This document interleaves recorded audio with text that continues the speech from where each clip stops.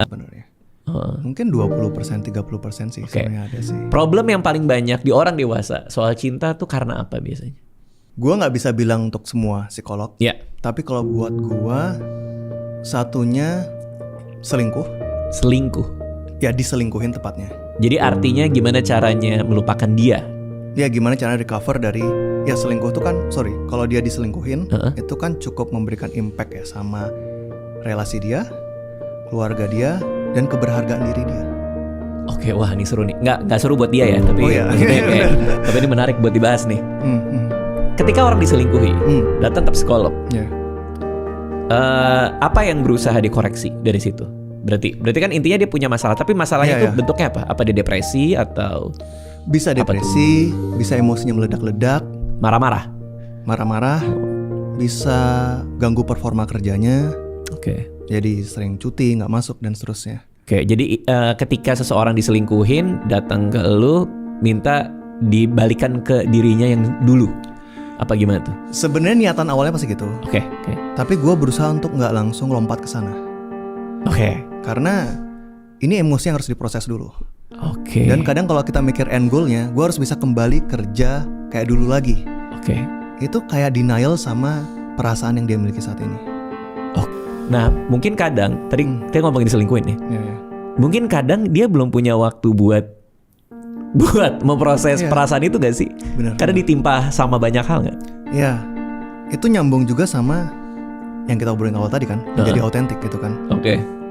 Kalau seorang baru aja mendapatkan berita buruk dalam hidupnya, orang yang disayang meninggal atau orang yang disayang meninggalkan dia, kita pasti muncul perasaan yang campur aduk. Shock iya, marah iya, sedih iya, kecewa iya, macam-macam.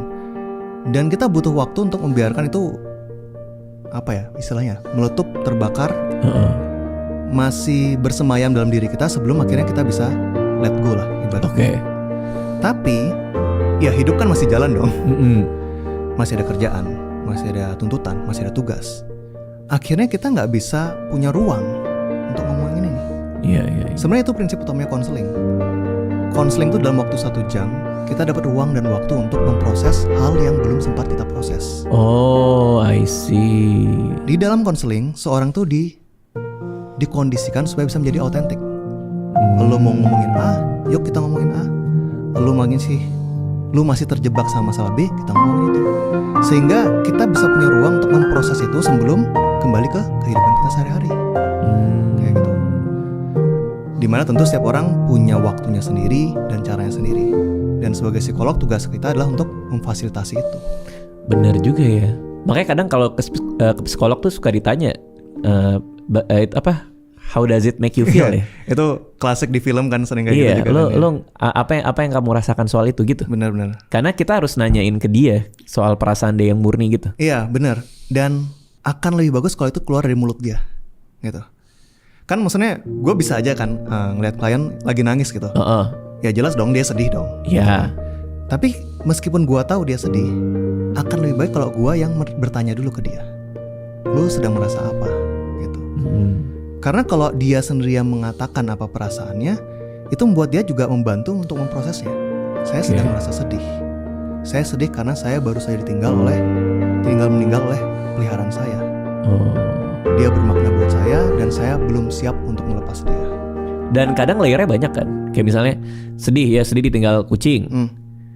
Apalagi perasaan itu, misalnya kecewa kenapa nggak punya lebih banyak waktu sebelum dia mati ya kan? Ya. Gitu ya. Perasaan bisa campur aduk dan bahkan bisa kontradiktif bang. Contohnya nih, misalkan gue punya temen yang bokapnya sudah dalam perawatan yang istilahnya paliatif ya, sudah tidak bisa sembuh lagi tapi hanya dirawat sambil menunggu waktu. Udah terminal. Iya. Dan istilahnya mungkin kualitas hidupnya juga sudah nggak maksimal gitu kan. Iya paham sih. Di satu sisi merawat dia itu ya namanya kita berbakti sama orang tua, masih punya waktu, tapi melelahkan juga. Ketika bokapnya meninggal, dia sedih. Dia mungkin marah, belum punya waktu dan lainnya. Tapi ada perasaan lega juga. Akhirnya gue gak lihat bokap gue lagi menderita. Itu kan perasaan yang bertolak belakang ya. Kita lega, kita ringan. Tapi satu sisi kita juga sedih gitu. Nah, banyak orang tuh nggak seneng punya perasaan campur aduk. Iya. Akhirnya dia mengalihkan dirinya dengan ya udah gue alihin perhatian dengan berusaha seneng, baca yang lucu-lucu atau nonton suatu hal atau mendistraksi dirinya dengan perasaan-perasaan yang campur aduk itu. Itu sehat nggak? Secara sehat atau enggak, tapi kadang necessary. Oh, oke. Ya nggak bisa dong dalam satu waktu, satu hari atau satu minggu full kita full dengan perasaan campur aduk itu. Kadang kita memang harus mendistraksi diri kita supaya kita bisa menjalankan rutinitas sehari-hari. Tapi tetap perlu di-revisit, perlu ada waktu untuk dirasakan kembali, diproses kembali. Oke.